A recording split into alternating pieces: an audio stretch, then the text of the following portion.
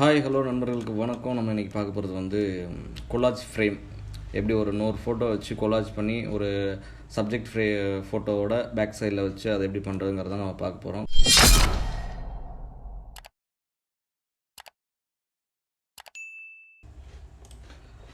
இதில் இருக்கிற ஃபோட்டோஸ், இப்போ இந்த பையனோட ஃபோட்டோஸ் பார்க்குறீங்க இல்லையா, இந்த பையனோட ஃபோட்டோஸ் பார்த்தீங்கன்னா இது வந்து லேண்ட்ஸ்கேப்பில் இருக்குது, இது வந்து போர்ட்ரேட்டில் இருக்குது, இது வந்து லேண்ட்ஸ்கேப்பில் இருக்குது, இந்த மாதிரி மாறி மாறி இருக்கா உங்களுக்கு. ஆனால் இப்போ நம்ம பண்ணுற மெத்தட், அதாவது நான் இது வரைக்கும் யூடியூப்பில் பார்த்தது எல்லாமே ஒரே மாதிரி தான் அவங்க வந்து நிறைய பேர் வந்து சொல்கிறாங்க. ஆனால் அதை அப்படி பண்ணக்கூடாது.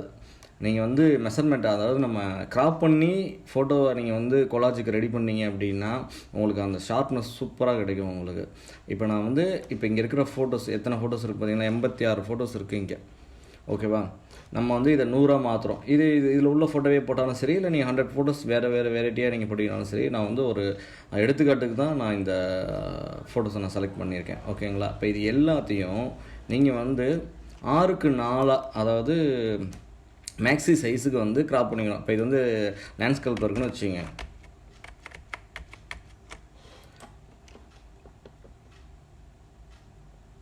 லேண்ட்ஸ்கேப்பில் இருக்கா, இதில் வந்து நீங்கள் கரெக்டாக கிராப் பண்ணுங்கள். இங்கே வந்து 6x4 200 ரெஸ்ட்ரிக்ஷன் வச்சாலும் சரி, 300 வச்சாலும் சரி, ஓகே தான். இப்போ 6x4 உங்களுக்கு தேவையான இடத்த மட்டும், இப்போ உங்களுக்கு முகம் மட்டும் தான் தேவை அப்படின்னா முகம், இந்த தேவையில்லாத ஸ்பேஸ் வந்து நம்மளுக்கு தேவையில்லை இல்லையா, அதுவும் நம்ம அதில் கொண்டு வச்சு பிரோஜனம் கிடையாது. இதுக்காக நீங்கள் வந்து அங்கே அட்ஜஸ்ட் பண்ணுற மாதிரி இருக்கும் 100 ஃபோட்டோவையும். அது ரெண்டு வேலையாயிரும். அதுக்கு நீங்கள் இங்கே ஃபஸ்ட்டு ஸ்டெப்பே நீங்கள் இந்த 100 ஃபோட்டோ இருக்குன்னா 100 ஃபோட்டோவையும் போர்ட்ரேட்டில் கிராப் பண்ணிக்கோங்க. 6x4 மேக்ஸி சைஸில் வச்சு போர்ட்ரேட்டில் இப்படி கிராப் பண்ணிக்கோங்க. இப்போ இந்த ஃபோட்டோஸ் இப்படி பண்ணுறோமா, அதேமாதிரியே வேறு எதெல்லாம் உங்களுக்கு லேண்ட்ஸ்கேப்பில்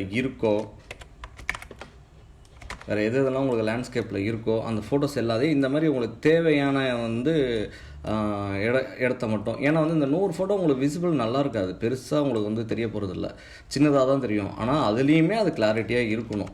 அதுக்கு இந்த மாதிரி நீங்கள் வந்து போர்ட்ரேட்டில் கட் பண்ணிக்கோங்க. இதே மாதிரி 100 ஃபோட்டோவையும் கட் பண்ணிடுங்க. 100 ஃபோட்டோயும் கட் பண்ணிட்டீங்கன்னா, இப்போ வந்து நான் 100 ஃபோட்டோயும் கட் பண்ணி இங்கே வச்சுருக்கேன். எல்லாமே பாருங்கள், எல்லாமே லேண்ட்ஸ்கேப்பில் தான் இருக்கும் உங்களுக்கு. போர்ட்ரேட்டில் எல்லாமே வந்து பார்த்தீங்கன்னா உங்களுக்கு போர்ட்ரேட்டில் நான் வந்து கிராப் பண்ணி எடுத்துட்டேன். எல்லாமே போர்ட்ரேட்டில் இருக்குது 6x4 சைஸு.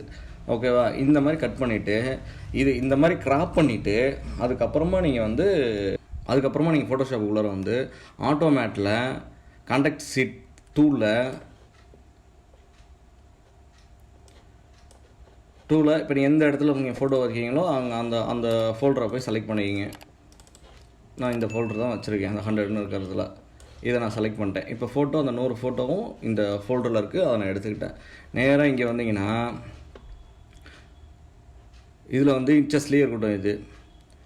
இது வித்தில் 12:18, நான் வந்து 12:8 ஃப்ரேம் தான் பண்ணுறேன். இந்த 12:18 சைஸுக்கு தான் வந்து நான் பண்ணுறேன். அதுக்காக நான் அந்த சைஸ் கொடுத்துருக்கேன். 200 ரெஜிஸ்ட்ரேஷனு, இதில் RGB இருக்கட்டும், 8 பிட்டு, இதெல்லாம் ஓகே, இதெல்லாம் நார்மல். நம்ம இப்போ எங்கே மாற்றிருக்கோம் அப்படின்னா ஒரே ஒரு விஷயம் தான் பண்ணியிருக்கிறோம். அந்த வந்து ஃபோட்டோ வந்து நம்ம நார்மலாக இல்லாமல் எல்லாத்தையும் போர்ட்ரேட்டாக மாற்றிருக்கோம், அவ்வளோதான். மற்றபடி நீங்கள் வந்து கொலாஜ் நம்ம பண்ணுற சேம் மெத்தட் தான். இப்போ இதெல்லாம் வந்துட்டு நம்மளுக்கு இடையில லைன் வேணும்னா நம்ம இதில் கொடுத்துக்கலாம், லைன் தேவையில்லை. ஸோ நம்மளுக்கு இது பண்ணிட வேண்டியதுதான்.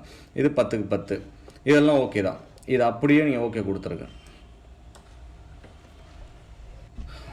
ஓகே கொடுத்துட்டிங்கன்னா கொஞ்சம் நேரத்தில் வந்து உங்களுக்கு ஃபோட்டோ வந்து 100 ஃபோட்டோவையும் அலைன் பண்ணி உங்களுக்கு கொடுத்துரும். இந்த பாருங்கள், எல்லா ஃபோட்டோவும் இந்த 100 ஃபோட்டோவும் வந்து இப்போ இதில் அலைன் பண்ணிருச்சு. 12:18 சைஸுக்கு எனக்கு அலைன் பண்ணிருச்சு. எல்லாமே எவ்வளோ பக்காவாக கரெக்டாக உங்களுக்கு வந்து அந்த போர்ட்ரேட் உட்காந்துருக்கு பார்த்தீங்களா. இதை வந்து இப்போ நார்மலாக நீங்கள் பண்ணீங்கன்னா, இதுக்கு தான் நான் ஒரு ஃபோட்டோ வந்து நார்மலாக வச்சுருக்கேன் பாருங்கள். இப்போ என்னென்னா, இப்போ இந்த ஃபோட்டோஸ்லாம் நம்ம கிராப் பண்ண ஃபோட்டோஸ், இது எல்லாமே, அதனால இதெல்லாம் பர்ஃபெக்டாக வந்து அந்த சைஸில் வந்து உட்காந்துருச்சு.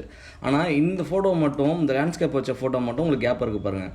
இந்த ஃபோட்டோவை மட்டும் நீங்கள் என்ன பண்ணணும், நார்மலாக இப்போ இதுக்கு முன்னாடி வந்து அந்த மெத்தடில் நீங்கள் பண்ணிங்கன்னா இதை வந்து செயினை எடுத்து விட்டுட்டு இந்த ஃபோட்டோவை செலக்ட் பண்ணி இந்த ஃபோட்டோவை மட்டும் நீங்கள் வந்து Ctrl T கொடுத்து இப்படி பெருசு பண்ணுவீங்க. இப்படி பெருசு பண்ண போகும்போது என்ன மைனஸ் அங்கே ஆகுதுன்னா, நல்லா கவனிச்சு பாருங்கள் தெரியும். இந்த ஃபோட்டோவில் இருக்கிற ஷார்ப்னஸ்ஸு இந்த ஃபோட்டோவில் இல்லை பாருங்கள், ப்ரெல் ஆகுது பாருங்கள், அந்த குவாலிட்டி வந்து வராது. இப்போ இப்போ இதனால் என்ன ஆகும்னா இதே ஃபோட்டோவை நீங்கள் வந்து ஃபோட்டோவுக்கு வந்து கொலாஜுக்கு நீங்கள் வைக்க போகும்போது என்ன ஆகும்னா அந்த ஷார்ப்னஸ் இருக்காது, ஃபோட்டோவில் குவாலிட்டி இருக்காது. உங்களுக்கு நல்லா உங்களுக்கு டிஃப்ரெண்ட் தெரியும். இந்த ஃபோட்டோவுக்கும் உள்ள வித்தியாசம் பாருங்கள், நல்லா தெரியும் உங்களுக்கு.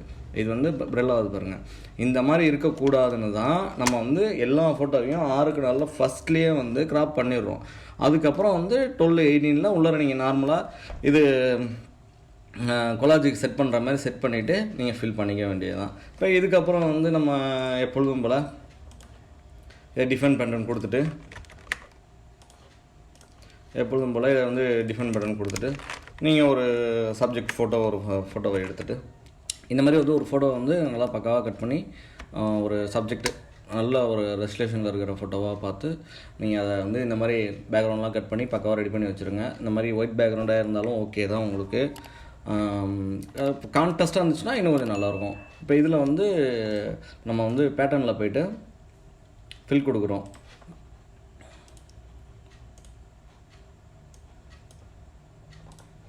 இப்போ இங்கே வந்து நம்மளுக்கு எவ்வளோ வேணுமோ சின்னதாக ஃபோட்டோஸ் வந்து இன்னும் சின்னதாக வேணும்னா சின்னதாக கொடுத்துக்கலாம்.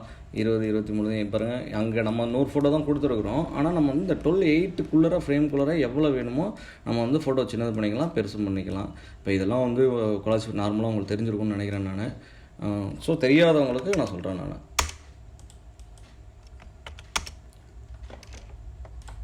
ஓகேவா? அவ்வளோதான். இதில் இன்னொரு காப்பி எடுத்துக்கங்க. இது பேக்ரவுண்டில் அடிக்கிறேங்க. இது வந்து சப்ஜெக்ட் ஃப்ரேமுக்கு கீழே ஒன்று மேலே ஒன்று. இது வந்து ஈஸியாக வேலை முடிஞ்சிடும், ரொம்ப அட்ஜஸ்ட் பண்ணிகிட்டு இருக்க வேணாம். அதனால நான் சொல்ல வரேன். இதை வந்து ஓவர்லே கொடுத்துருங்க. மேலே உள்ளதை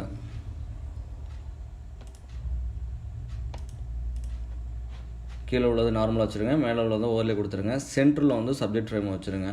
இப்போ இந்த மேலே கொடுத்துருக்க பேட்டர்னை வந்து இந்த கொலாஜ் நம்ம பண்ணியிருக்க ஃபோட்டோஸை வந்து அதோட ஃபில்லை வந்து கம்மி பண்ணுங்கள், இல்லை ஒப்பாசிட்டி கம்மி பண்ணிங்கனாலும் ரைட்டு தான். இந்த மாதிரி கம்மி பண்ணிங்கன்னா கம்மியாக வருது உங்களுக்கு நல்லாவே தெரியும். அவ்வளோதான், நம்மளுக்கு ஃப்ரேம் ஒர்க்கும் முடிஞ்சிருச்சு. இப்போ இதில் பார்த்தீங்கன்னா தெரியும் உங்களுக்கு அந்த ஃபோட்டோவோட குவாலிட்டி எந்த அளவுக்கு இருக்குங்கிறது.